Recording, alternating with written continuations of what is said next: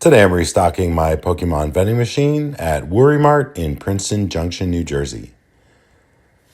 In this machine I carry all Pokemon cards. Some other locations I have sports machines and Pokemon machines, but this is all Pokemon. So I'd say I have mostly Japanese and English, but I do have quite a bit of Korean and Chinese as well. And then I carry Trick or Trade like you see me refilling here.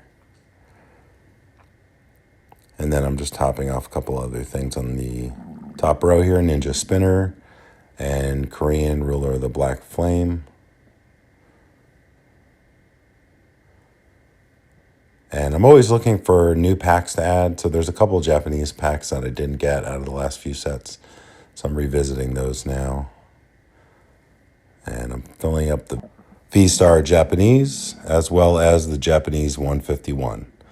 Prices have gone crazy on the Japanese 151, so I'm going to sell out of what I have, but most likely not going to get more. Same with Korean 151.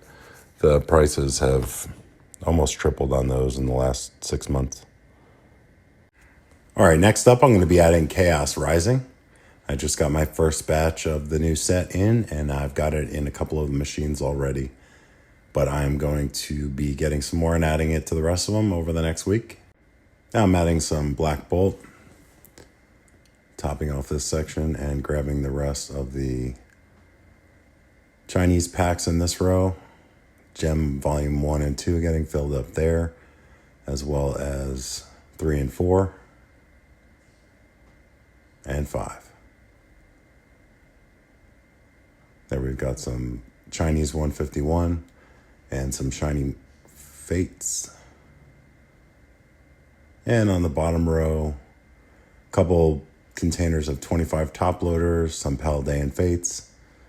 Then we've got some Prismatic.